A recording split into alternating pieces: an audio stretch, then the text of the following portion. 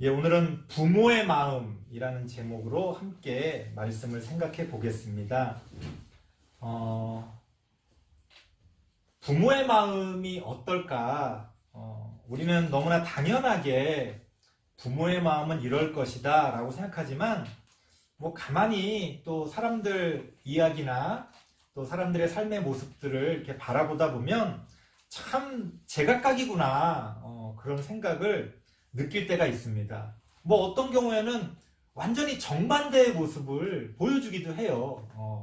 다 부모의 마음이라고 이야기하는데, 도대체 어떤 것이 부모의 마음이어야 하는지, 우리가 하나님 말씀을 통해서 한번 생각해 보려고 합니다. 왜 그러냐면, 하나님께서 성경을 통해서 하나님의 마음이 마치 우리가 이야기하는 그런 부모의 마음과 같다라고 이야기하기 때문에 우리가 말씀을 통해 부모의 마음을 헤아려 볼 수가 있을 것 같습니다.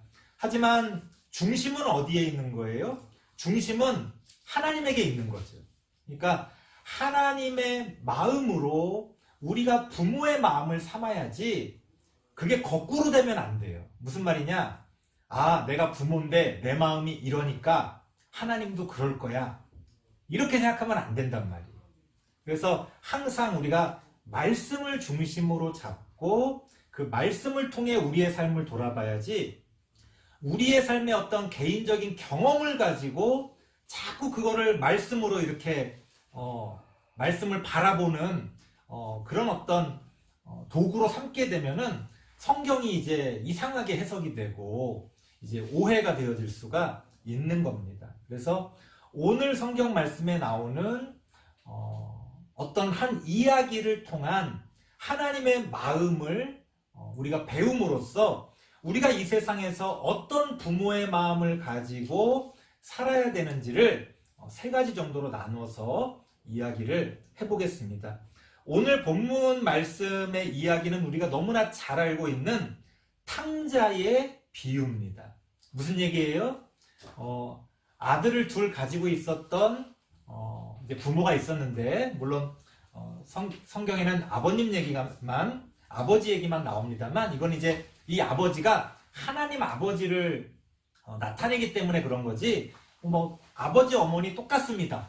부모의 마음이 똑같죠. 그래서 이 아버지가 이제 두 아들이 있는데, 그 중에 이제 둘째 아들이 좀 속을 썩였던 모양이에요.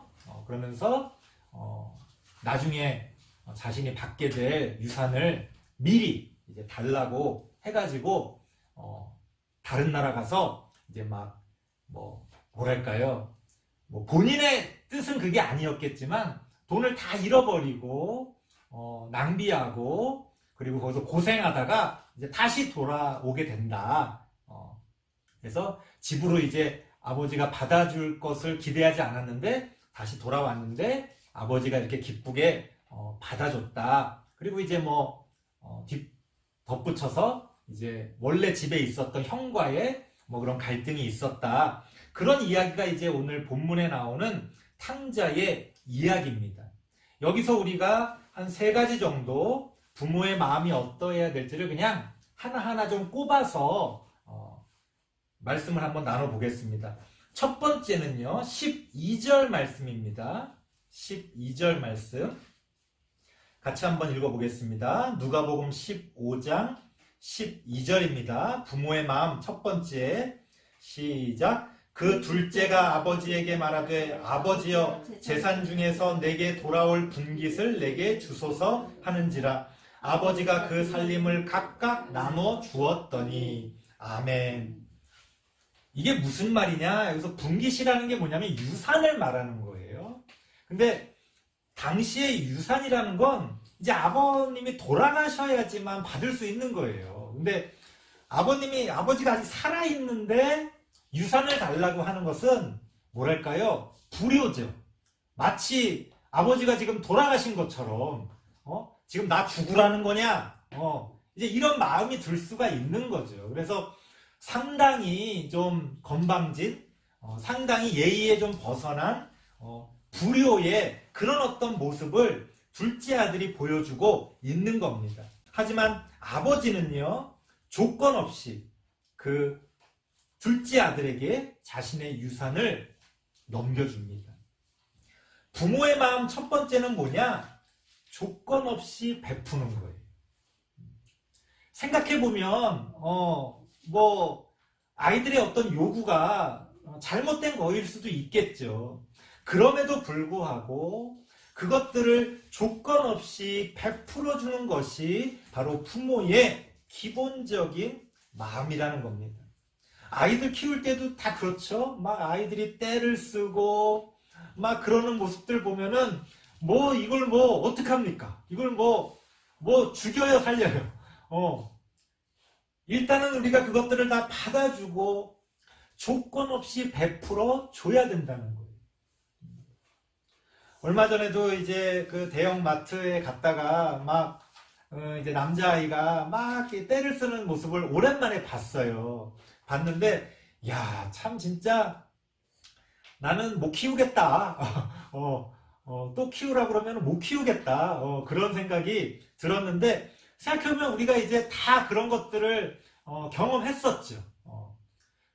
그것들을 어떻게 경험했나 싶을 만큼 조건 없이 그 아이에게 그 사랑과 그 어떤 은혜들을 베풀어 주는 겁니다. 하나님이 우리에게 주시는 사랑도 은혜도 마찬가지예요. 성경에도 그런 비유들이 나옵니다만 하늘에서 비가 내리고 태양이 비추고 하는 것들 잘하고 못하고를 따지지 않고 하나님이 다 그냥 조건 없이 베풀어 주시는 거지. 우린 그런 생각을 해봅니다. 저렇게 나쁜 사람한테 왜 하나님이 저런 좋은 것들을 주실까? 우리 생각에는 막 계산을 하고 막 점수를 매겨가지고 그렇게 하나님이 공평하게 베풀어 주셔야 될 것 같지만 하나님은 기본적으로 조건 없이 우리에게 베풀어 주신다는 거예요. 왜? 그것이 부모의 마음입니다. 그런 부모의 마음이 없다면 자녀는 온전하게 자랄 수가 없어요. 불가능합니다. 그런 부모의 마음이 있기 때문에 자녀들이 온전히 한 명의 사람으로서 성장할 수가 있는 거지, 그런 것들이 없다면 그 아이들의 말도 안 되고 어른들의 눈으로 봤을 때는 정말 감당하기 힘든 그런 모습, 만약 그것들을 우리가 일일이 심판하고 판단한다면 아이들이 제대로 클 수 있겠습니까? 안 되는 거죠. 우리는 아이들에게, 자녀들에게 조건 없이 베풀어주는 그런 부모의 마음을 가져야 한다는 것을 오늘 성경에 나온 이야기를 통해, 또 이 성경의 이야기가 우리에게 가르쳐주는 하나님의 마음을 통해서 우리가 그런 부모의 마음을 생각해 보게 됩니다. 두 번째 부모의 마음은요, 20절입니다. 20절 말씀을 같이 한번 읽어보겠습니다. 시작. 이에 일어나서 아버지께로 돌아가니라. 아직도 거리가 먼데 아버지가 그를 보고 측은히 여겨 달려가 목을 안고 입을 맞추니. 아멘. 무슨 얘기예요? 그 아이가 둘째 아들이 이제 해외로 나가고 다른 타지로 가서 돈 다 날려먹고 고생하다 보니까, 아니 우리 집에 있던 하인들도 나보다는 잘 먹고 잘 사는데 내가 집으로 돌아가서 그 하인이라도 해야 되겠다. 내가 아버지를 아들로서 볼 면목은 없지만 내가 아버지 집에 가서 하인 노릇이라도 해야 되겠다. 그러면서 정말 절박한 심정으로 그 고향으로 이제 돌아갑니다. 그런데 오늘 본문에 보면 뭐라고 나와요? 아직도 거리가 먼데, 아직도 집이 멀어요. 아직 집이 나타나면 눈에 보이지도 않는 먼 거리인데 아버지가 먼저 그 아들을 알아보고 달려왔다는 거예요. 아버지가 어떻게 알았을까요? 아들이 갑자기 고향으로 돌아온 건데 아버지는 매일매일 그 아들을 기다렸다는 거예요.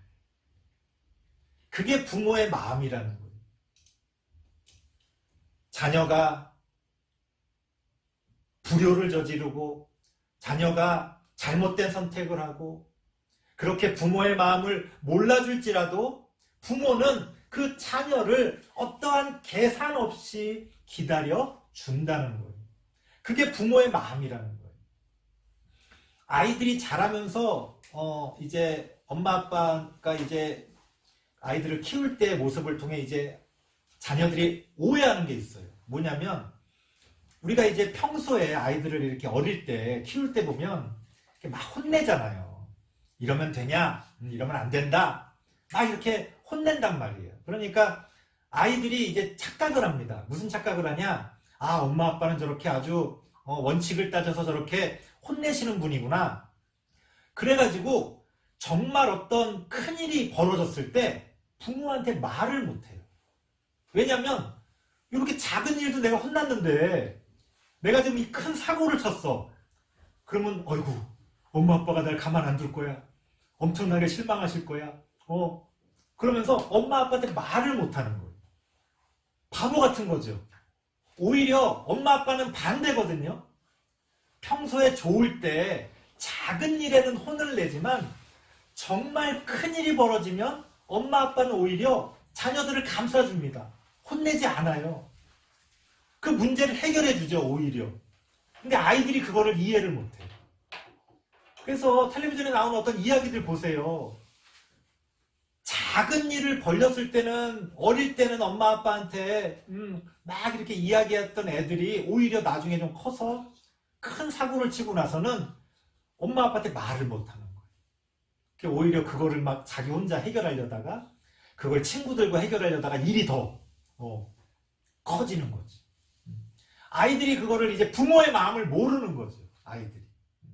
부모의 마음은 어떻습니까? 오히려 정말 큰일이 벌어졌을 때 오히려 우리 자녀에게 아무도 편들어주지 않을 때 부모는 오히려 계산 없이 어떤 판단 없이 그 아이의 편을 들어준다는 거예요.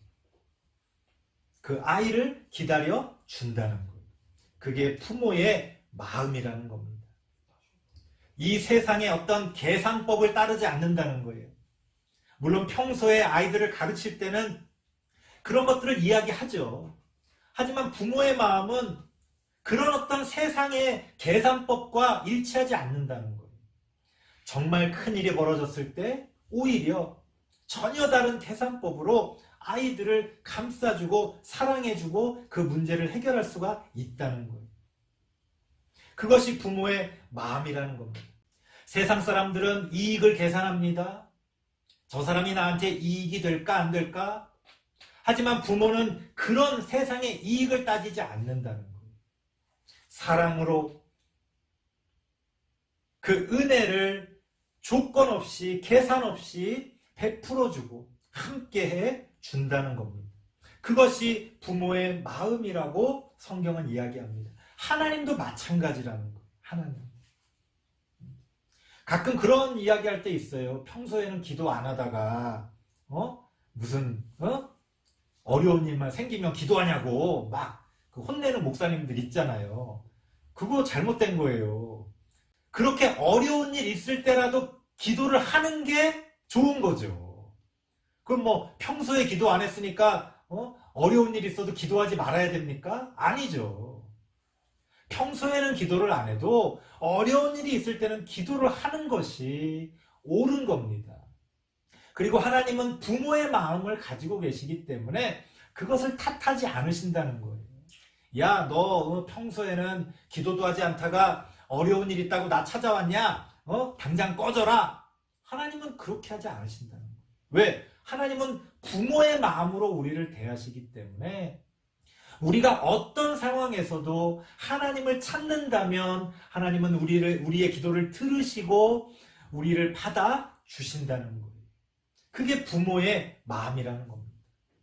그리고 우리가 이 세상에서 살아갈 때도 또 우리가 본받아야 될 그런 부모의 마음입니다. 계산을 하고 이익을 따지는 그런 것이 아니라 묵묵히 그 자녀의 옆에서 기다려주는 그런 마음. 근데 요새는 뭐 기다리질 못하고 옆에서 부모들이 너무 이렇게 다 큰 자녀들을 이렇게 간섭해가지고 또 문제가 된다 그러더라고요. 여기서 이야기하는 건 옆에서 일일이 간섭하라는 게 아니라 그 아이가, 그 자녀가 부모를 필요로 할 때 있어줄 수 있도록 옆에 함께 해준다는 것을 이야기합니다. 보세요. 우리가 잘못할 때마다 하나님이 일일이 천벌을 내리십니까? 안 그렇잖아요.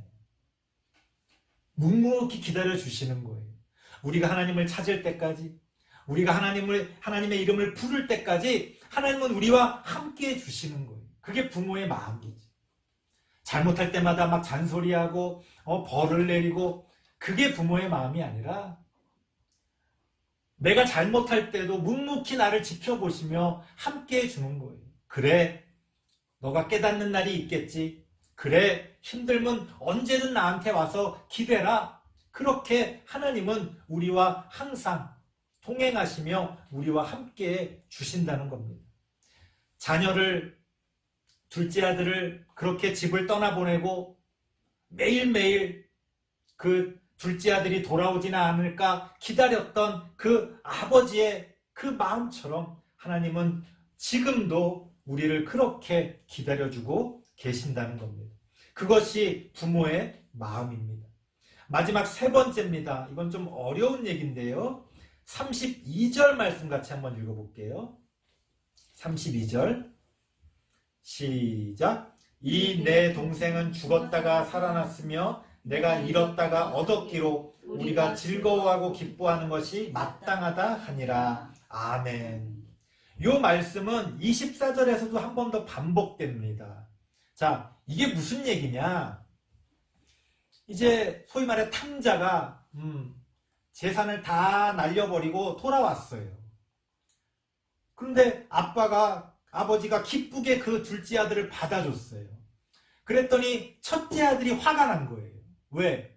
나는 그 유산을 날려버리지도 않고 계속 아버지 옆에서 이렇게 성실하게 평소에 내가 잘했는데 나를 위해서는 잔치 한번 벌여주시지 않았던 아버지가 저 잘못하고 돌아온 둘째 아들을 위해서는 이렇게 잔치를 베푸시고 기뻐하시다니, 나를 향해서는 환하게 웃으면서 칭찬해 주신 게 너무나 언제 그런 일이 있었는지 가물가물한데, 저 잘못하고 돌아온 저 둘째 녀석에게는 이렇게 기뻐하면서 좋아하시다니 불공평하다. 화가 난 거예요. 당연하죠. 상식적으로 생각해보면 말이 안 되는 거죠. 저 같아도 진짜 그 둘째 아들이 그렇게 만약에 그러고 돌아왔다면 저는 그렇게 못 받아줄 것 같아요. 야, 네가 여기가 어디라고, 썩 나가라. 그랬을 것 같아요. 그래도 이제 부모의 마음이니까 또 뭐 아빠 잘못했어요 그러면 이제 어느 정도 받아는 줬겠지만, 글쎄요, 그렇게 막 잔치를 베풀고 기뻐할 수 있을까? 못 그랬을 것 같아요. 그런데 오늘 성경에 나오는 이 이야기의 아버지는 그렇게 기뻐했다는 거예요. 그렇게 즐거워했다는 거예요. 왜? 왜 그랬을까요? 그 이유를 분명히 이야기합니다. 집을 떠나서 나갔던 그 아들, 요즘 같으면 누가 어디 해외로 갔다 어딜 나갔다고 해도 그렇게 불안한 마음이 크게 없죠. 걱정은 되겠지만, 옛날에는요, 집을 떠나서 어디로 간다는 거는요, 생명을 보장할 수가 없는 거예요. 왜냐면 길에서 강도를 만나고 산적을 만나서 죽는 일도 비일비재하고요. 어딘가를 여행해서 갈 때도요, 먼 길을 가고 또 바다를 건너고 할 때도 사건 사고가 너무나 흔한 시대였어요. 옛날에는.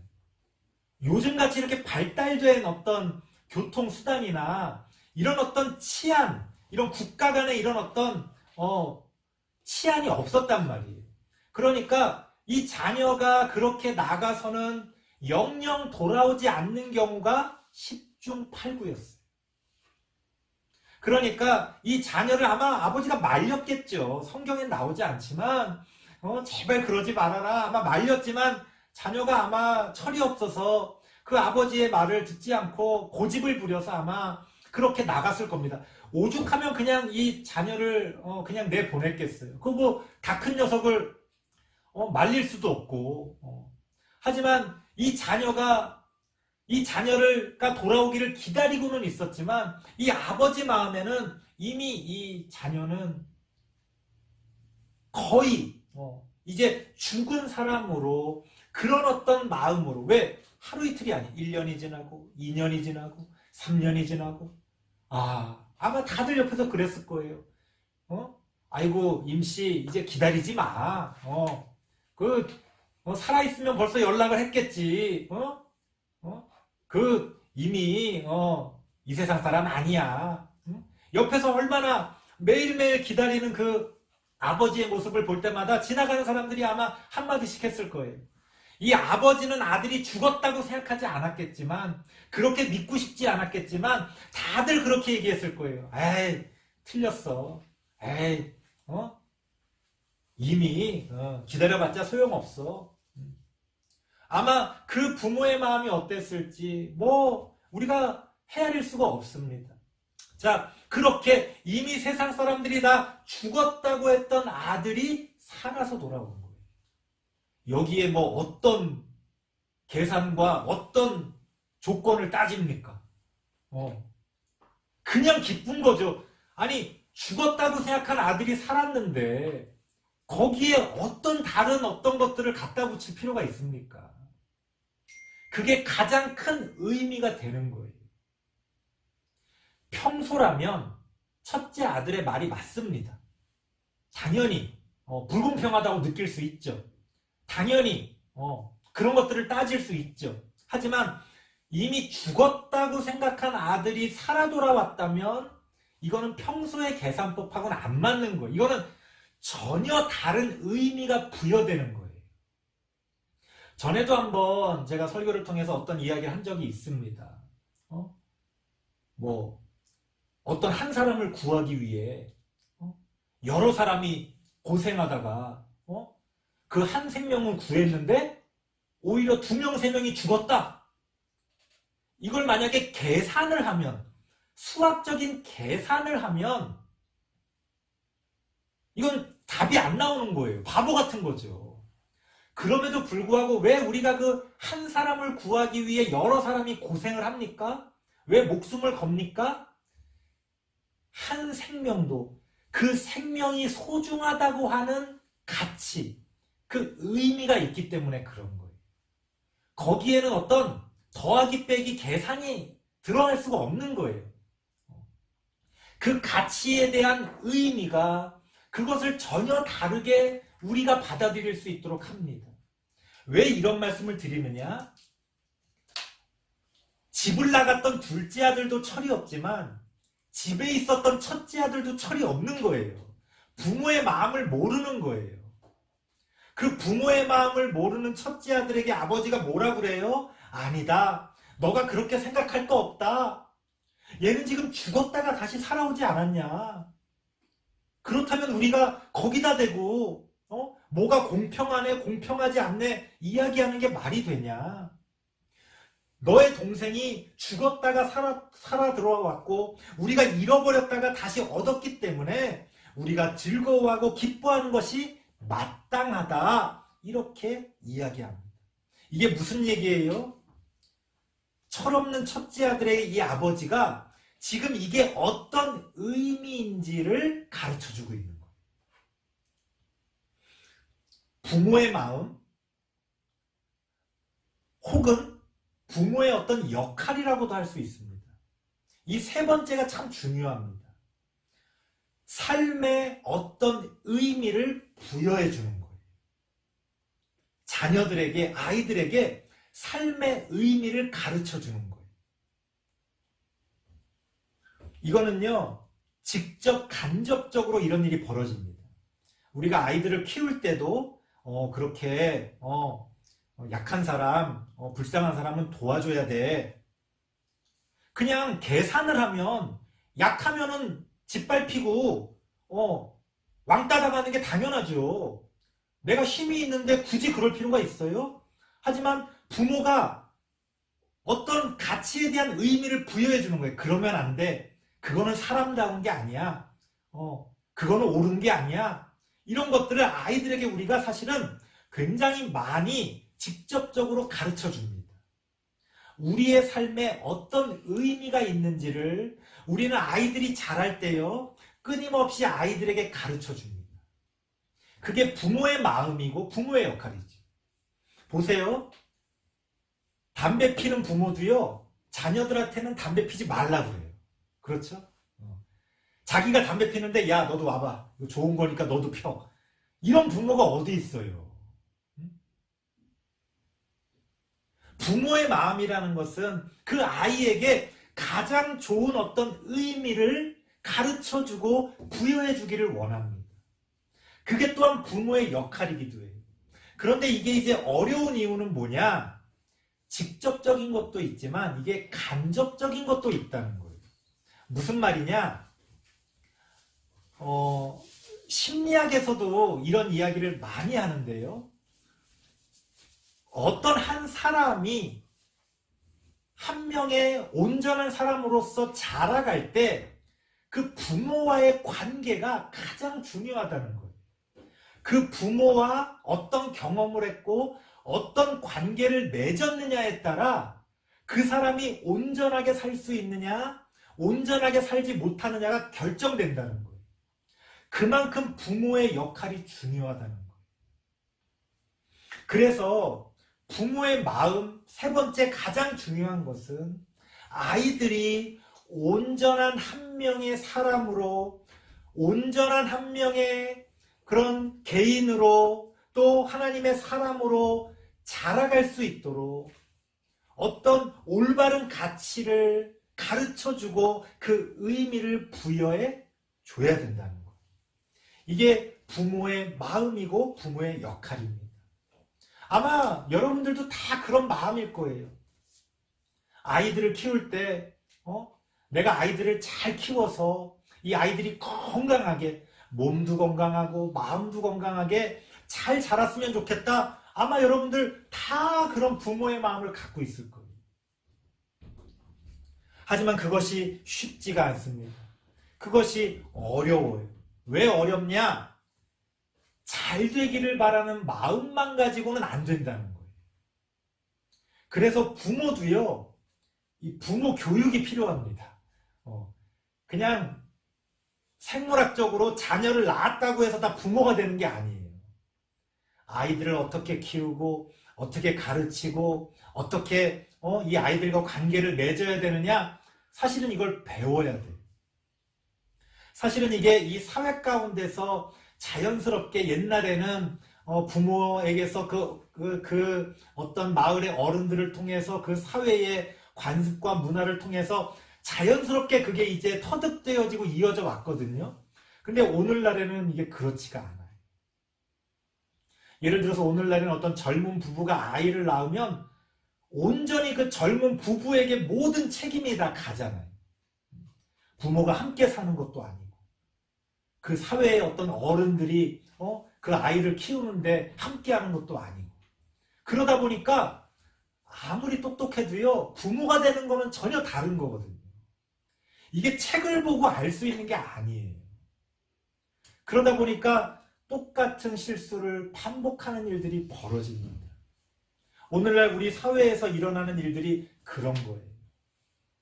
옛날 같으면 대가족 가운데서 내가 좀 부족하고 모자라도 그거를 부모가 대신해주고, 그거를 할아버지 할머니가 대신해주고, 그거를 다른 형제들이 대신해주고, 친척들이 대신해주고, 그 자리를 메꿔줬는데 지금은 그렇지가 않단 말이에요. 그래서 이 세 번째 이 부모의 마음이 더 중요해졌습니다. 우리 아이들에게 어떤 의미를 부여해 줄 것이냐. 하나님이 우리에게 해주시는 가장 중요한 것도 이겁니다, 사실은. 우리가 왜 사는지, 어떻게 살아야 하는지, 왜 그렇게 살아야 하는지, 하나님이 그 의미를 우리에게 가르쳐 주시고 부여해 주신다는 것. 우리가 신앙생활을 통해서 얻게 되는 가장 큰 것이 바로 그겁니다. 삶의 의미를 찾을 수가 있다는 것. 하나님을 믿음으로써 삶의 의미를 깨달을 수가 있다는 거예요. 그게 부모의 마음이에요.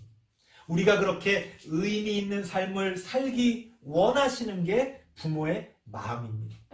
그래서 우리도 그런 부모의 마음으로 아이들에게 그런 어떤 가치에 대한 의미를 부여해줘야 돼. 우리가 사실은 이것만 잘해도 우리 자녀들에게 또 우리가 이 사회 가운데서도 많은 문제들을 해결할 수가 있습니다. 대부분 가족 간의 문제들 보세요. 다 그 부모 자식 간의 어떤 그 잘못된 관계성에서 그런 일들이 벌어져요. 개인적으로 상담을 해보면요, 다 부모를 사랑하고 다 자녀를 사랑해요. 근데 왜 자꾸 막 안 좋은 일들이 벌어지고 서로 맨날 싸우고 왜 서로 이렇게 막 그런 부정적인 어떤 모습들이 자꾸 드러나게 되는 걸까? 의미가 잘못 부여돼서 그래요. 내가 누구인지, 내가 어떤 삶을 살아야 되는지, 우리의 모습은 어떠해야 되는지에 대한 의미가 잘못 부여됐거나 전혀 부여되지 못했기 때문에 그런 일들이 벌어지는 겁니다. 그래서 우리가 성경을 통해서 하나님의 말씀을 배우고 익히고 우리가 하나님의 사람으로서 성장해가는 것이 그래서 중요합니다. 그래서 우리가 부모가 되어서도 죽을 때까지 그렇게 우리 또한 하나님의 자녀로서 성장해가고 부모가 성장해가는 만큼 자녀들도 성장해갑니다. 그래서 아주 어릴 때는 자녀들한테 이거 해라 저거 해라 이렇게 말하지만 아이들이 조금만 커도요, 초등학교 고학년만 돼도요, 내가 말하는 건 소용이 없어요. 내가 어떤 모습을 보여주느냐가 사실은 더 큰 영향을 미칩니다. 아이들이 공부하기를 바래요? 여러분들이 공부하시면 돼요. 아이들이 착하게 살길 바래요? 여러분들이 착하게 살면 돼요. 아이들이 행복하길 바래요? 여러분들이 행복하면 돼요. 부모가 행복하면 자녀도 행복해지는 거지. 부모가 자녀의 행복을 위해 막 모든 걸 다 희생하고 그냥 막 수단과 방법을 안 가리고 그건 자녀를 행복하게 하는 방법이 아니에요. 의미가 어떻게 부여되느냐에 따라 우리의 삶의 모습은 완전히 달라집니다. 우리는 자꾸만 그런 생각해요. 부모로서 내가 돈이 없어서 아이들한테 뭘 못해줬다. 자꾸 그런 거, 그게 잘못된 의미가 부여되는 거예요. 돈으로 어떤 것들이 결정된다는 의미잖아요. 그게 잘못됐다는 거예요. 돈이 없었어도 얼마든지 우리는 부모 자녀의 관계 가운데서 서로의 행복을 추구할 수가 있다는 거예요. 왜 그런 더 높은 가치에 대한 의미를 우리가 버리고 왜 이 세상의 그런 세속적인 가치에 얽매여서 서로를 힘들게 합니까? 부모는 부모대로 죄책감에 시달리고 자녀는 자녀대로 죄책감에 시달리고 이건 우리가 우리의 삶에 어떤 의미가 있는지를 잃어버렸기 때문에 그렇습니다. 그래서 부모는요, 부모로서 우리의 삶에, 자녀의 삶에 어떤 의미를 가져다 줘야 될지에 대해서 그런 온전한 역할들을 감당할 수 있어야 됩니다. 또 그러기를 바라고 노력해야 됩니다. 그것이 부모의 마음이라는 거예요. 하나님도 지금 끊임없이 우리에게 그런 마음으로 다가오십니다. 그래서 우리는 하나님의 마음이 그러하다는 것을 알고 우리도 또 그런 하나님의 마음을 따라 우리의 삶 가운데서 어떤 귀한 그런 어떤 가치에 대한 의미를 부여하고 붙들고 살아갈 수가 있어야 합니다. 설교를 마치겠습니다. 어버이 주일을 맞아서 부모의 마음을 생각해 봤습니다. 가장 중요한 건 하나님의 마음입니다. 하나님의 마음이 그러하다는 것을 우리가 알고 우리의 삶 가운데서도 그 하나님의 마음을 본받아서 온전한 부모의 마음으로 또 아이들을 가르치고 아이들을 대하시기 바랍니다. 그렇게 된다면 우리가 우리 가정에서부터 하나님의 나라를 이루어갈 수가 있게 될 것입니다. 기도하겠습니다. 하나님 감사합니다. 부모의 마음을 가지고 살아갈 수 있도록 하나님 함께하여 주시옵소서. 하나님의 마음이 부모의 마음인 것을 깨닫고 우리가 그 관계 가운데서 좋은 열매들, 잘 맺어갈 수 있도록 하나님 인도하여 주시옵소서. 예수님의 이름으로 기도드리옵나이다. 아멘.